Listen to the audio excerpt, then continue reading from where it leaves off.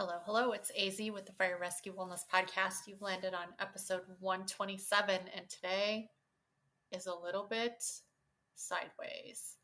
I had 3 guests, but they weren't all on at the same time. So you're going to hear from Joe Galli, Andy Scott, and Dani Cook from the Associated Firefighters of Illinois, or AFFI Resiliency Committee. And I was a proud member of this committee for the last 2 years. The AFFI in Illinois is working really hard to bring resources and interventions and prevention to their members in Illinois. You're going to love it. I tell you that every week. I never lie. You're going to love the episode. Please share it with someone who will find it valuable. Have a great day. Thank you for joining me on the Fire Rescue Wellness Podcast. I'm your host, AZ. I find the research and resources and then provide the fire service with the so what, now what, to ensure the health and well-being of every member of our profession. Together, let's thrive. Ladies and gentlemen, welcome to the show. Joe Galli, say hello. Hello. So I am really honored to have Joe on the show as part of an episode today. I'm going to have some other individuals on the committee as well, but Joe was kind of, can I call you the spearhead? Can I call you the tip of the spear? What can I call you? Are you talking about in terms of the Resiliency Committee? Yeah, I mean, in general too, but yeah, the Resiliency Committee. First of all, okay, let's just back up a little bit. I recently retired from the fire service. I served for 20 years in a fire protection district in Illinois. And the Associated Firefighters of Illinois is a really strong union. And they have some great committees, of which Joe Galli, I want to say invented. That's not the right word. You instituted? What did you do? You know, if I struggled giving myself credit for a lot of things in the past, but the reality is that, I came up with the idea that we needed to have something on the forefront. You know, we were really good with peer support. We're really good with responding to a crisis. And it just kind of hit me like, well, what if we got to people before the crisis? What if we gave them tools ahead of time? It's not going to eliminate everything. You know, you've heard me say this before, AZ, that if you're talking to firefighters, you kind of explain that we have a fire prevention model. You know, it doesn't mean you can have a very robust fire prevention bureau, but it doesn't mean you stop getting structure fires. It just lowers the risk. And that's all we're looking to do. We're trying to be realistic about it and lower the risk in all the areas that we're learning about, that we understand, that can help firefighters on the front side. And I love a couple of I mean, we were trying to do a lot of different things, but there's a couple of specific things that I thought were really great that we were able to just institute almost immediately. And the first one is you go to a firefighter convention or conference or whatever you do, and then everyone has, is it called a hospitality room? Is that what it's called? Yeah. Hospitality suites. Yeah. Hospitality rooms. Right. Yeah. So if you want to go just get plastered at a conference, that's super easy. Mm-hmm. And then we have, like, on the way other end, we recognize that there are members that struggle with alcohol. And so there's like meetings that you can go to, but there's nothing for those people in the middle. So what did we end up doing? We tried. What did you guys do at the latest convention? The latest convention, we had morning PT. We offered a run. We offered, well, I'm sorry. I'm still thinking about the last conference we were at. Is that what you mean? Like, yeah, the last event? The last get together event. Yeah. The last event. It was the new officer conference. And we offered a run in the morning. Andy Scott offered a mobility session, kind of a workout, turned into more of like a stretch and mobility session. But, he's got the good workout regimens that he throws out there. Yeah. And what we had to cancel it this time, but we had it set up that Cindy McKnight would offer a mental health. Um, what's the right word for it? Like not a panel, but just a just a space where people could go and um, kind of get their cup filled. Whatever that means to them in the mental health space. I love Cindy that. McKnight is amazing at that. So just giving people those options, and we're looking to expand it. Of course, we're just getting started, but um, Andy had the good idea at this conference, like, hey, maybe we could do something after session's done. Yeah. Guys are done at 5, and they're probably going to go out tonight to dinner and drinks and stuff. So let's get them into like a little workout session or something right afterwards. But it didn't work out. There was too much stuff on the agenda. But that's the kind of stuff that we're just going to try and pop into the agendas in the future. But yeah, that's a snapshot of what we do at events. Hear me out. A protein and creatine bar after the sessions. What do you think? Yeah, I think I might be having a deja vu moment, or maybe you brought this up before, Probably. or maybe Megan Lautz brought it up too, because she had at one of the events that she was guest speaking at. I think she blended up a whole bunch of smoothies. Yeah. And kind of showed people how easy it is. And absolutely, because I think that while a lot of the lunch stuff and the catering is getting a little bit better than it has in the past, it's still good to just kind of like instill some of these good habits. Because let's face it, these people are showing up 8 to 5, sitting on their butts, absorbing wonderful information. But we've all been in classes and we've all been to conferences, and you're not expending a lot of energy. And then, when you get out, you Amen. bust loose. Amen. I'm transported back to, I want to say, what conference was it? Don't remember. A couple years ago, you and I had just met, and we're like, hey, you're like, you want to go for a run in the morning? And I'm like, absolutely not. But let's go for a walk. Yeah. And you were down for that idea for about the first 5 minutes. I was sore. I remember later that day or the next day, I can't remember which, but I'm like, man, am I sore? Because we didn't. It wasn't a casual walk. Nope. Yeah. I don't walk casually. It was funny. So I think that one of the things I think is so fantastic is that the committee, I mean, it's working as a committee. So anytime that happens, things kind of get implemented slowly, but they're looking at so many different aspects of wellness and trying to put this all together on sort of a website. So if you could speak to the other state unions, if they were to say like, what the heck are you doing? How do you do this? Ready, set, go. Tell them what you're doing. Yeah.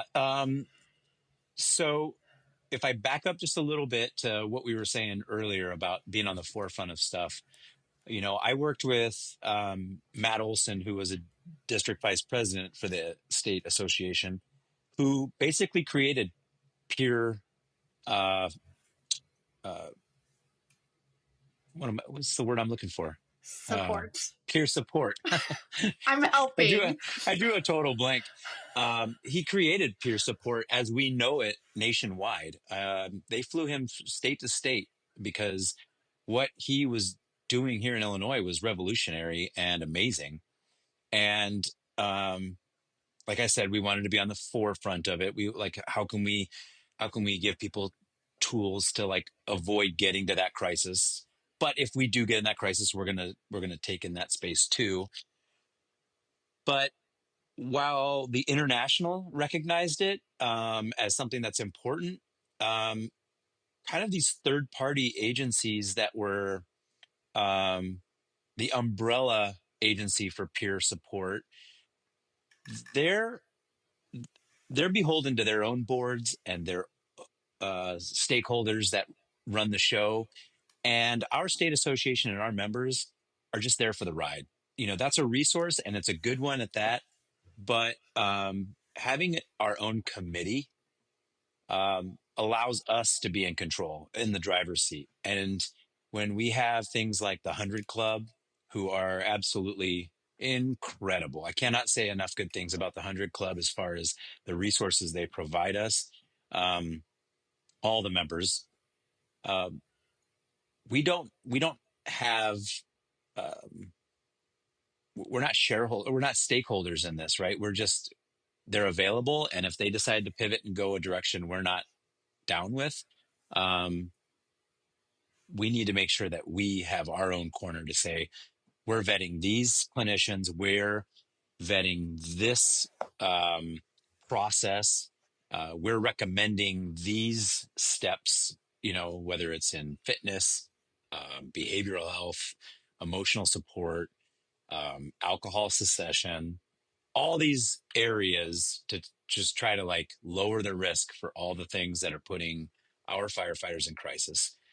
We want to make sure that we have that foothold so that no matter what, we're not going anywhere. And I brought up the IFF, which, they do great things. But when I was in Ottawa in 2022 for the convention, I was speaking with their health and safety people. And when I brought up the idea that we were going to have a resiliency committee for the state, they kind of like balked at it. They were like, well, why? You could just come to us for this stuff. And I kind of explained that, well, we had a peer support group that you guys kind of balked at that too, until you realized, oh, there's something. But fast forward a couple of days in the convention hall. And for those that aren't aware, these conventions, they set the agenda for our union moving forward for the next 2 years. We pass resolutions that say, this is what we believe in. This is what we're putting our money towards our dues money.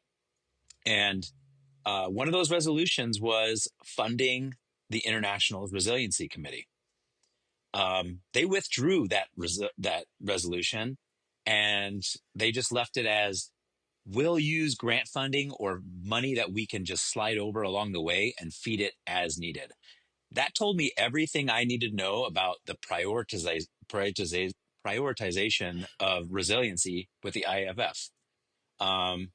We're not reactive at the Illinois state level. We are proactive. We want to be on the front side.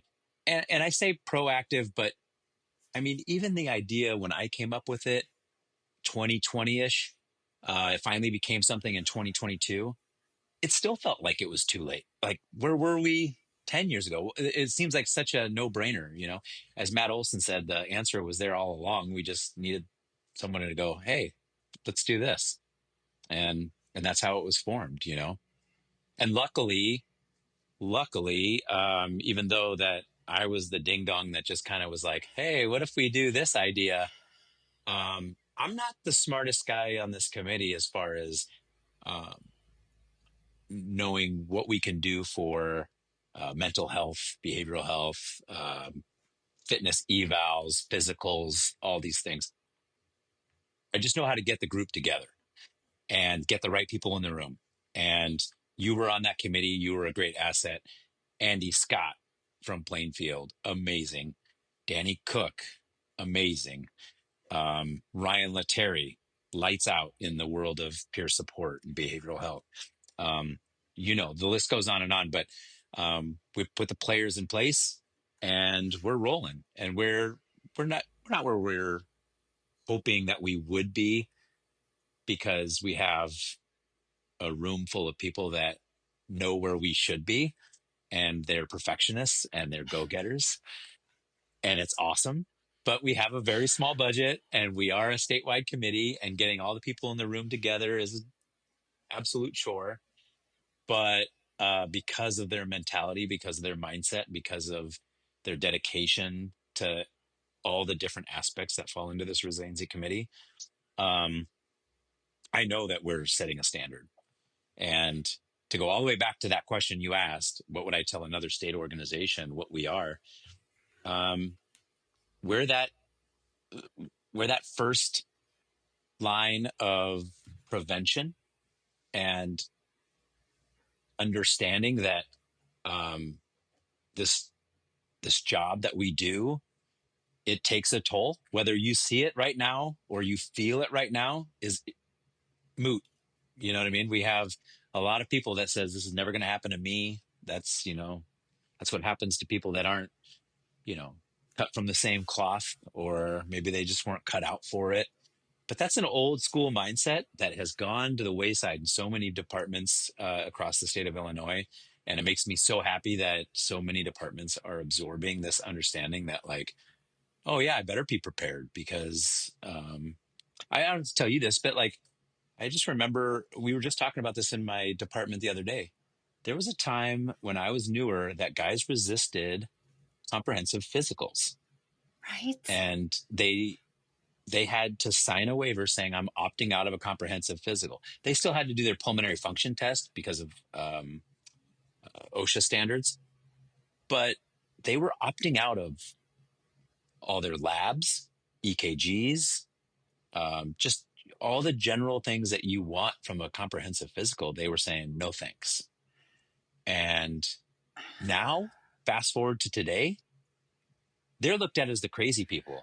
All these young people coming on right now, they're coming in fit, they're coming in smart, they're coming in understanding what behavioral health and mental health is. Um, they're demanding some of these preventative, measures to be implemented. So we're turning the ship around. The It's aircraft just carrier. the aircraft carrier. We're not jet skis. Yeah, we're aircraft carriers slowly turning in the ocean, and we're starting to face the right direction, and it's awesome. That is awesome. And the leadership at the state level in Illinois is just, I think it's unparalleled. Chuck and Luke and, well, all Yeah, of them all are of just them. incredible. Well, so in a little bit, I'm actually going to be hopping on with a few of the other committee members, co-chair Andy Scott, Dani Cook, who you mentioned, and Ryan Lettieri. I think Ryan Lettieri. I may have spoken too soon. But I have some general questions for them. But are there any questions that you really think that I should ask those three? um, Specifically, I don't know, but what I do know is you're bringing on the three strongest workers on our committee. In a committee filled with people that care. Um, I would put these three people up against so many others nationwide as far as not just the knowledge that they carry, but the care that they have. And I don't know. I guess maybe you could ask them a question that I've never even asked them, and I'm kind of curious thinking about it. But how did their niche inside of the Resiliency Committee, how did they come to care so much about it? Ryan is an absolute diehard when it comes to behavioral health. Andy, I don't have to tell you, is all in on fitness and physical health. I mean, he cares about the other stuff too. Don't get me wrong, but he's just so passionate about it, and that bleeds through into when he teaches at these events. Um, and Dani is, oh man, forgive me, Dani, if I get this wrong, but I think she's got 5 years on in Yeah. Naperville. Yeah. And you'd think that she has 20. The Yeah. way she cares so much about just this committee hitting inside every department and doing their best to say, hey, you need to know what we're doing because it's so important. Um, the the passion that she has is, well, she's she's the energy engine, right, of our committee. It's There's no true. doubt about it. Yeah. It's But true. I think that's what my question would be if I were on with you guys, is just to say, hey, where did it come from? Yeah. And we kind of touched on that. Remember that October meeting in 2022? We all met for the first time in In that the room, and circle. Hi, and I'm Annette. but I'm a everybody's, junkie. Yeah. yeah, everybody in Fitness. that room was kind of like just like feeling each other out, like, oh, I'm just here because I care, whatever, you know. you know. But it it took some time for everybody to warm up, and by that time, Dani was off and running. Yeah, she was. Yeah, yeah. She's incredible. Well, they all are. Well, I'm definitely going to ask Andy about his glutes too. It's sort of an inside committee joke. So, and Ryan about his bird watching. Bird watching. Well, it was so great to catch up with you, my friend, and this is going to be the introduction to the episode. So you're going to have to tune in and listen to find out the answers to your questions, Joe Galli. Most definitely. Most definitely. And as always, I'm so grateful I'm still on the group chat with you guys. Sometimes I get lost. I don't know what's happening, but I'm so grateful I'm still included on the group chat. So thank you for keeping me on there. Oh, we're just glad that you didn't jump off. We were like, well, Annette now has a reason to go, thank goodness, mute. No, it's just, it's really, it's good to keep my finger on the pulse of what's going on in the different departments. And hopefully my research will have some impact coming up in the future. So yeah, everything. Well, I know you probably going to have to cut out a lot of the rambling that I went on for a bit there, but I will say this, it was great catching up. Hope we do it again. But I'm also extremely grateful that we had the 2 years of you physically on our committee. There's not too many Annette Zapps out there in the world. Thank God. Well, I will say this. It almost felt like an unfair advantage when this committee hit the ground running in 2022.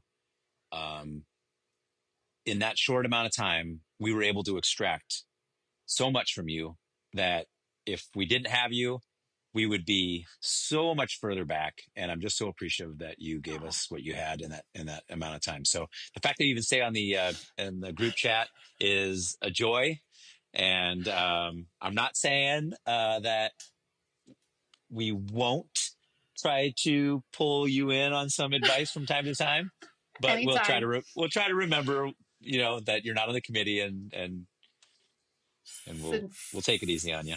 Sincerely, anytime. And plus, it's like my entertainment for the week. Like catching up on all the gossip is my entertainment for the week. Oh yeah. All right, Joe Galli, this has been an absolute pleasure. You and I are going to drop the mic, and then we're going to hear from those other three. I call them the knuckleheads affectionately. The other three knuckleheads. Yes, we're all knuckleheads together. Yeah. And I appreciate you. Yeah. I appreciate you too. And I hope you have a great day, Joe Galli. All right. You too. Andy, Thanks is again. this your first freaking rodeo on a podcast? No, it's not, but I don't know. Oh, wait, are there rules? Because this is my first rodeo. Sitting here fidgeting and... Well, Dani, since it's your first rodeo, you're excused from fidgeting. Andy knows better. He's recorded with me before. Oh, okay. Anyway. All right, listeners. You just heard from Joe Galli, chair of the Associated Firefighters of Illinois Resiliency Committee. And I now have the world famous Lieutenant Andy Scott from Plainfield Fire. Andy, say hello. Hello. Hello. Andy is a previous guest. I'll link the previous episode. He was one of my first guests, so that's pretty cool. And then we have the fabulous Dani Cook from Naperville Fire. Say hello, Dani Cook. Hello, Dani Cook. Dani Cook claims she hasn't had any caffeine today. She is all over the place. I'm a little bit scared. Okay. So Joe Galli actually, I don't know why I always say his full name. There's a few people in the world, I always address them by their full name, and Joe Galli is one of them. Joe Galli suggested a question for me, and I thought it was fantastic. And Andy, I'm going to start with you. Joe said I should ask you, how did you sort of evolve into your niche or niche, whichever you prefer? I prefer niche because I'm fancy. In the Resiliency Committee. Ready, set, go. So I guess I should start off by talking about how I got started in general with my niche. Yes, you should. I was one of the first full-time firefighters hired in Plainfield. And when I went for my initial interview, one of the questions I got was, why do you want to be here? Standard question. And I said I wanted to do something that was new and help develop the department. As I did that, and I got hired with my other 9 guys and the multiple guys that came, after that, they all flocked right to training, and they were going to be the new training guy and develop the training programs. And I was like, yeah, that's not my thing. Like, these guys are good at it and I'm not. And I needed to find that. And so I was always big into sports. And so it was just kind of natural that I went down the fitness road. And it took a long time for me to get not necessarily my name out there, but get people to really listen to me and understand what I was talking about. Because, back in 2005, 2006, like, it was like, yeah, okay, whatever. Fitness, we don't need that. Fitness nerd. Yeah. So, Who needs so it? that's how it all started, and I just kept with it, and I wasn't gonna back down with it. And now everybody comes to me for everything, in fitness, and I am that fitness nerd, for the department, but I'm the trusted fitness nerd for the department, which I think is more important, to me personally. So when this resiliency committee thing all started, I was told about it by Joe when he was getting started with it at a district meeting, and I was like, man, this is awesome. This is really cool. I'd really love to be a part of it. So I, had signed on Plainfield's local in support of the resolution, and then when it came time to join the committee, he had asked me to be a part of it, and I was more than thrilled. Got the support of my union president, and who actually did a lot of voicing his opinion personally on how helpful I would be to the committee and to the members of the AFFI, that I'd been doing it for so long and had been so passionate and dedicated about it. So that meant a lot to me, to be able to have the support of the people that I work with. And that's just kind of how it all evolved. And now that's just kind of the role that I take with, the Resiliency Committee. And if it wasn't for that, I wouldn't have ever met you. So. Aww. Well, I mean, technically, if you remember correctly, I cold called you about Train Heroic because I got this super great deal on Train Heroic, and I'm an old woman who could not figure out the back end of it. And they're like, there's this other firefighter dude in Illinois. Call him up. So I did. And we met at a Starbucks. But that was like 2018, I want to say. Yeah, no. And that was, without being involved with all the fitness stuff, we would have never connected. And then we got to work together with the Resiliency Committee and do everything we've done. Yep. And as I told Joe Galli already, first name, last name, as I told him already, I'm so grateful to remain on the group chat with you guys. Thank you for, even though I'm not on the committee anymore. All right, Ms. Dani, same question to you. How did your niche, tell them what your niche is, or niche if you're not fancy, tell them what it is and how you evolved into that. Well, I'm not fancy, so I'm just going to say niche. Okay. But so how I kind of got into my niche, which is more of the intervention type of peer support side of the Resiliency Committee, was when I first got hired back in 2019 with Naperville. I saw a lot of happy-go-lucky people, a lot of not so happy-go-lucky people, and I was in a brand new department, kind of like, okay, let's find where my niche is. Let's figure out where I'm going to fit. And over the last few years, you experience things, right? You see these calls, you deal with these people, you get to know people on your crew, and you start to learn things about them. And you realize that, you're not really alone in what you're going through, because someone else is experiencing something similar to you. And I don't come from a family of firefighters. I'm a first generation firefighter. So listening to some of the stories and some of the memories and some of the life events that these guys had been going through just kind of made me sit back and think to myself, wow, like, I wonder if there's something out there to help these guys if they need it. And then, unfortunately, I've lived through my own personal experiences. One of them being a tragic loss of my academy mate after we got off probation, he passed away in a horrific car accident and up in Milwaukee. And we ended up going to retrieve him to bring him home. And that memory, his anniversary is coming up at the end of this month. And that memory that I still kind of grieve through, that event, just reminds me that, you know, there has to be something more out there for people to talk to relate to open up about, to be honest and transparent with their experiences. And so when I went to convention, when it got started, I was sitting next to my executive board down there, and I'm like, I'm going to be a part of this. And they're like, cool, we're all for it. Go and do it. So, and then when I met Ryan and you guys all on the committee, and he was Mr. Intervention, I have this whole list of clinicians and all this stuff, we're going to get this thing rolling. I thought, oh, this is going to be great. So doing all of that, you know, with him and interviewing the clinicians and finding the outlets and the resources to put into place to get these people the help that they need, just, it really gave me a sense of fulfillment. So I like what you said, Andy, about being trusted within your department with fitness. It's kind of, I take that same stance. I'm earning that trust with my local and my department for mental health resources. And I think that that's super important. But long story short, I got into it because I didn't want someone else to feel how I felt when I lost Alex. And I knew that people were hurting, and I knew that people were bottling it, and I knew that people weren't coping the right way. And I just wanted to be a part of a program or a process that got them the help that they needed. I love that. And thank you for sharing that, because I don't think I knew that whole story. So that's really powerful, and pressure's still on you, because this next question is to you. You were, I, in my mind, call you the survey queen. You did 2 surveys, right? Mm-hmm. Okay. So I was really only involved in the first survey, but can you just elaborate a little bit on kind of what you asked and what you found out in that statewide survey?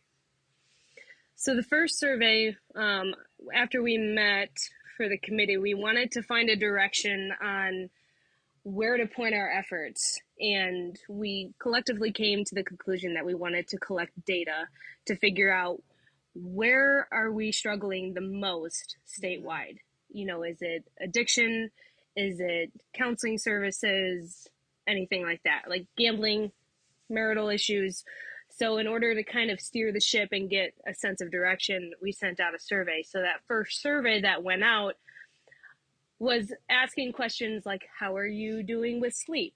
You know, do you have any marital issues? Do you struggle with addiction? You know, do you struggle with alcohol abuse? Stuff like that. So, and along with that, suicidal, homicidal thoughts, ideations, whole 9 yards. So when we got those numbers back, we all decided together, you know, whatever numbers come back, we're going to put them in order and figure out which direction we want to take. We'll tackle the biggest issue first and go from there. And surprisingly, it was pretty even across the board, across the state.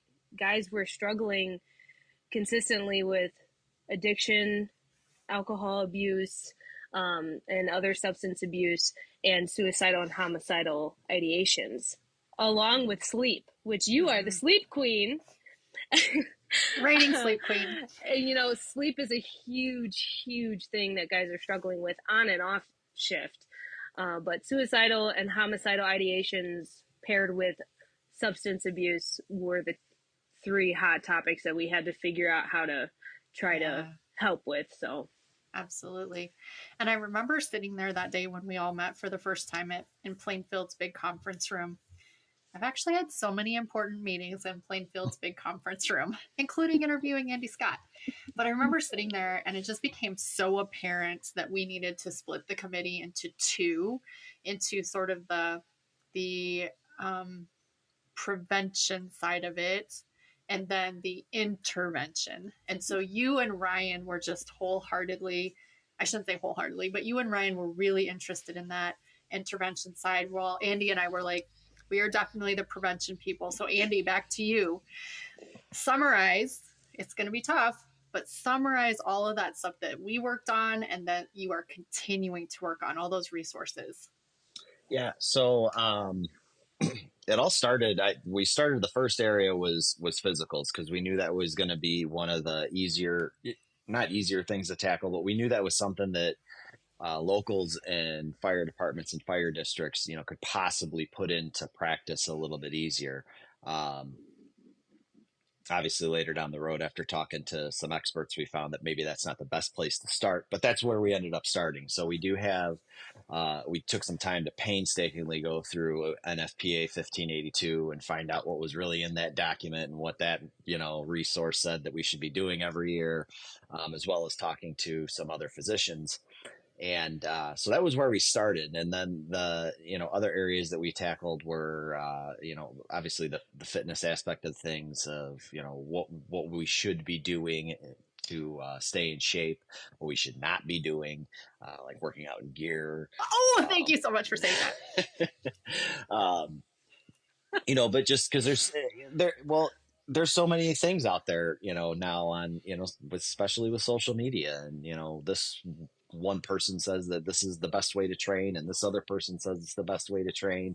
And then you've got your, people like yourself that are, experts that are educated and have gone to school for this kind of thing. And, so they know what we should be doing. And there's just so many things out there. So, we tried to streamline some of that and, figure, get some education out to the members of the state to say, hey, listen, this is what we should be focusing on. We don't need to do all these cool things that people are watching on Instagram and working out in their gear and doing 100 pull-ups and, all kinds of crazy stuff. Like having former Navy SEALs come and, put your company through a workout, and then everybody gets rhabdo. So it's fine. I cannot, Andy. Anyway, I cannot. It's fine. Everything's fine. So we did I'll link that episode too. Yeah. So, we tackled that. We're working on tackling nutrition resources. So we've worked with some of your other guests like Megan Lautz, to put together some nutrition resources for everybody, because another very important topic that, not only works for our health prevention, but also our physical fitness, and then even our mental health as well. So we have that. And then we went into a whole bunch of other wellness topics. So one of them, for example, sleep resources, creatine. So just all those little things that is making Annette very happy right now. But just some of the stuff maybe that's not even more well known, or we're just starting to discover, like sleep and, creatine, stuff like that, we can use to help, make ourselves and make our careers a little bit safer. Because ultimately that's our goal with the prevention side of things, right? Like we want to have those resources in place that Dani and Ryan have been working on, but we're really hoping that we don't get to the point where we have to use them. So I wholeheartedly agree. And I'm welcoming to the show additional guests. Andy's dog has appeared on the show. Tell me his name again. I forgot. Oswald. Yes. Yeah. If you hear a bell ringing in the background, he's trying to get me to go outside. So he's ringing his bell. Dani's dog has also joined the show. Dani, what is your dog's name? Oliver James. Oliver. Oh, you said you're not fancy. You are fancy. It's only to scold him. It's only to scold him. Oh. That's how you know it's real. Okay. Yeah. So Ozzy and Oliver, the double O's, have joined the show. So, okay. So in terms of, and I asked this to Joe Galli too, in terms of if there's another state right now going, oh gosh, I never thought, like, this is a cool concept. This committee is a cool concept for our state. I'll bounce this to Dani. What would you tell them, like, as far as, getting it off the ground and maybe trip hazards and those types of things? Like, how would you set the expectations for another state who wants to do this? Oh, that's such a loaded question, because you could take it in so many different directions. Like, I think, I would probably say just remember that your membership that you're doing this for are not robots, right? They're human beings and they're going to have different needs, and you have to maintain the consistency and have the integrity and do it for the right reasons, right? If you're doing it for, clout, or you're doing it for recognition, or you're doing it to get your name out there, that's not the right reason to do it. You do it because you care about your people, and you get a collective of individuals that stand behind you and with you, and will walk with you and be a force with you to do the right thing, to leave the service better than how you found it.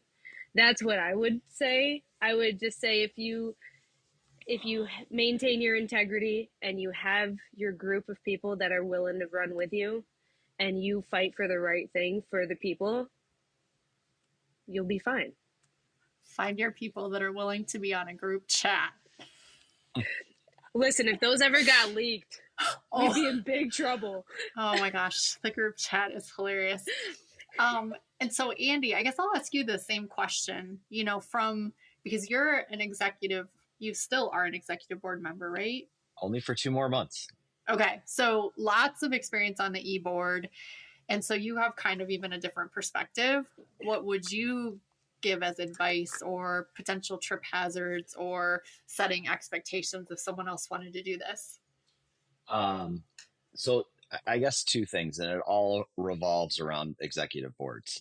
One, if you're doing this and putting a state committee together, you still have an executive board to answer to.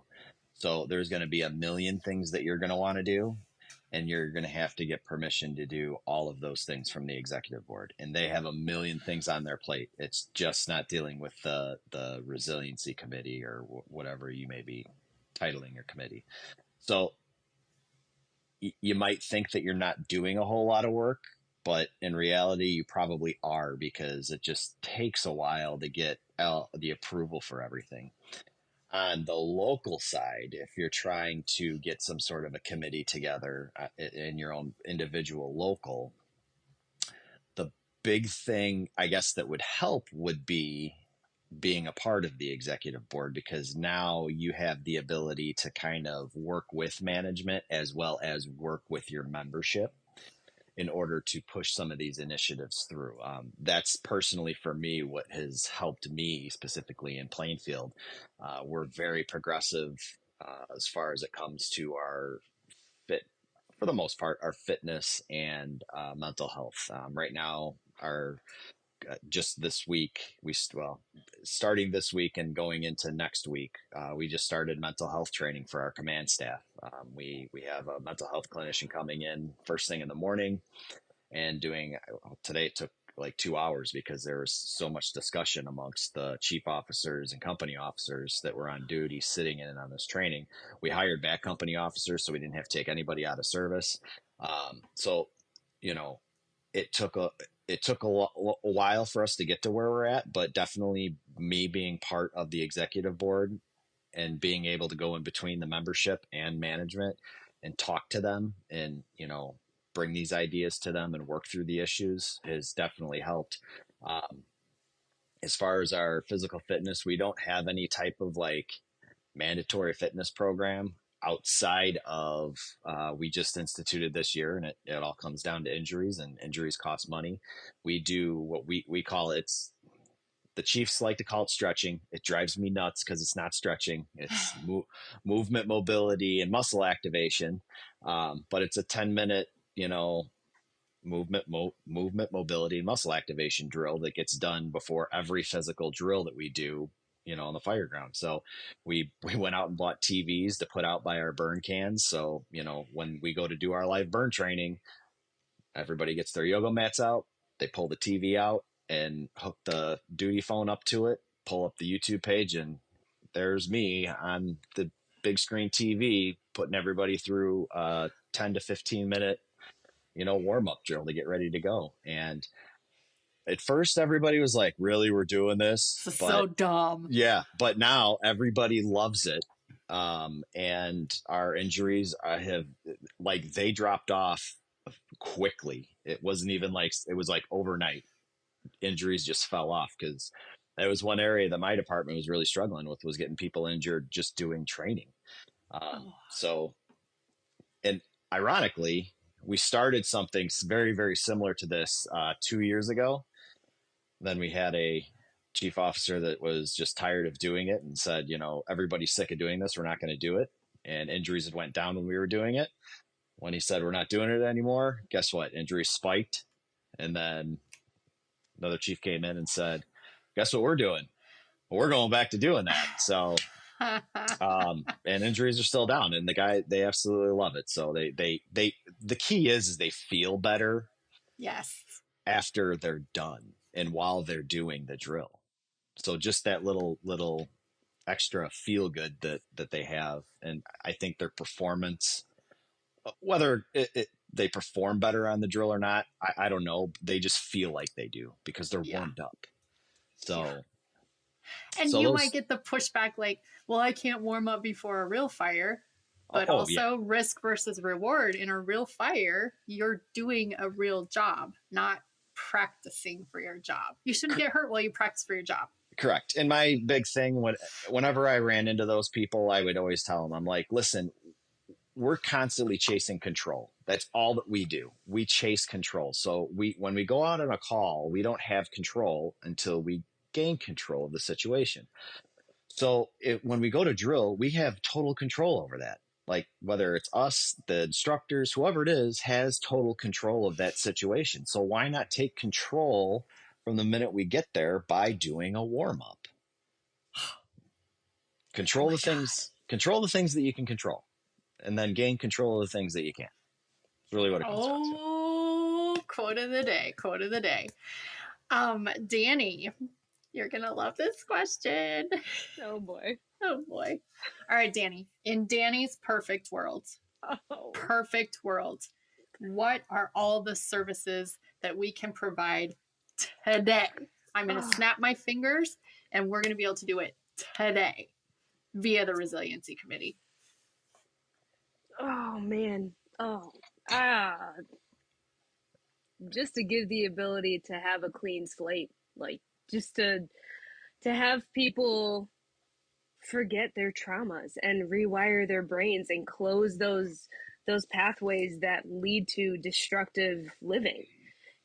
Some guys really struggle with just day-to-day life, inside and outside of the firehouse. And if I had the ability to shut it off the second you leave here and you walk out of the firehouse and you don't have a care in the world and you don't remember anything that happened to you on shift, like any of the bad stuff you've seen, or you could feel completely rejuvenated even if you were up all night. If I had that ability, that's what I would do, because it is hard sometimes, because like these people are parents, like there are guys who are single guys or single moms or whatnot, and single parents, and if you're up all night and you're running full arrest, fires, accidents, grandma fell over 18 times, whatever it is, you have to function the next day as a parent, and as a spouse and as a friend or as a daughter or a caretaker, whatever your role is in your personal life, you still have to fulfill that role. So I would love to just completely have a shield, if you will, for them to just, once you walk out those doors, you are completely shielded and you don't remember anything you experienced from shift negatively. It's kind of like the Chief Pat Kinney concept of taking the cape off a little bit. So yeah, we obviously can't do that yet. There's no magic yet. But absent that, having the resources that you and Ryan and Andy have been vetting, the counselors and the physical fitness and the nutrition, I think that's our best stopgap, for lack of a better term. I don't know. Andy, same question to you though. What if you could snap your fingers and make anything happen on the Resiliency Committee right now? What would your answer be? I think it would be mobility training. I really think that when I was young and I first started into all this, of course I was, the typical guy that was like, oh, we need to be fit and we need to do this because our job's tough and it's stressful. And now that I'm getting older and, fitness has always been a big part of my life. And I've learned that, it doesn't matter how hard you work out or what you can do. If you don't move well, you're going to get hurt. So, even those guys that just cannot manage to get themselves into the gym, they just don't have the discipline. It's not their thing, whatever. If we could just get everybody to move well and do some sort of mobility training and just not hurt, move with a purpose and just be able to, the weird positions sometimes we got to put ourselves in, just be more comfortable in our movement patterns. That would be it for me. I think we would just cut down on so many injuries, so many more people that aren't just dealing with daily pain, whether it's back pain, shoulder pain, whatever it is. Yeah. Sign me up. Yeah. I love that. Well, I want to be respectful of your time. And also your dog needs to go potty. So I want to be respectful. Yeah, I don't think he does. It's nice out here. It's like 80 degrees and sunny. He wants to go get a suntan. I can guarantee you he's just going to go lay in the grass. Oh, sneaky little bastard. Yeah. He has, there's nothing he needs to do. That's so funny. Well, we'll tie our thoughts together with this, and then I'll get final thoughts from both of you. In a perfect world, we would be able to recruit these men and women into the fire service as whole ass humans. And then 20 or 30 or however many years later, we would release them back to the wild, still as whole ass humans. And I think that that's not happening right now. But I do think with the resources through the Resiliency Committee and better awareness and better technology and gear and on all of the things that are improving, I think that hopefully someday that will happen. And I guess I will gather final thoughts from dog mom, Dani Cook. Well, I would say I'm always going to lean on the mental health aspect side of things, right? And Andy's always going to lean on the physical, mobility side. So, but this is truly how I feel. I feel that if you can implement things early and you can break this stigma, truly break this stigma by either leading by example, being vulnerable and honest with what you feel, how you feel, when you feel it. I think it's really going to help encourage guys to take care of themselves earlier on before you get to that intervention stage, because you never know what someone's going to be dealing with. You never know if they're on the edge, right? And you just saying, hey man, it's okay. Like, I'm struggling with this too, could take them off the ledge. And just being a human, right? Like, just, again, going back to the basic foundations of things of we're not robots, we're human beings. We see things, we feel things, we need to get it out. And I think if you start early by breaking the stigma, talking to your crew, investing in either a therapist or hanging around people who are educated, being involved, right? If I wasn't involved in this resiliency committee, I would never have met you. I would have never met Andy and Ryan or been exposed to these awesome resources like Shatterproof or Cindy McKnight with Living Pono. Shout out to Cindy, you're the best, or any of these other organizations that we've been working with. It's just being involved, educating yourself and exposing yourself to the world around you is a huge part of it. Also, thank you to the AFFI for being such a support to us, because if they weren't behind us, we wouldn't be able to do what we do. So that's, just being a part of it early. Yeah. You heard it here from Dani Cook. Andy, Scott, final thoughts. Recently we've hired a bunch of younger firefighters, like early, right to just turning 21, and working with them over the past couple of years and just seeing how they act, as well as the steps that my department's taken to try to change the culture and the stigma of mental health and just taking care of yourself in general, really gives me a lot of hope that the way the new firefighters are coming into the fire service, that this is going to change. It's not going to change overnight, obviously, but the as long as we keep developing these resources and we keep putting them out there, and everybody makes it okay, that all these, and I don't want to, because I am, I guess, now getting to be one of these old salty guys, as I'm coming closer and closer to my retirement, as they start to retire and go away, like it's going to change. Like I tell, some people have, my administrative assistant asks me all the time. She's like, I don't know how you keep doing all this stuff. You've been doing this for 15 years, and people are just now starting to listen to you. Like 15 years of nobody listening to you. You've really kept at it this long. And I always tell her, I'm like, I don't worry about the people that are here. I'm not going to, that have been here forever. Like, I'm not changing them. I'm worried about the people that are starting, the young guys, because those are the guys that I can get to, and they're going to be here longer. They're going to be here long after me, and they can continue the message and they can keep pushing that stuff. So just seeing their attitudes and some of the things that they believe in, and as they're coming up through the ranks, really gives me a lot of hope and joy that, things are, they're on the upswing. So we're going to get to a better place. We just need to make sure that we continue doing what we're doing and stay vigilant with it. Can't take our foot off the gas, as you would say. Oh, I hate that. We can't give up. And I think Dani kind of even summed it up earlier when she said leaving the fire service better. Did I dream this? You said it. Leave the fire service better than you found it.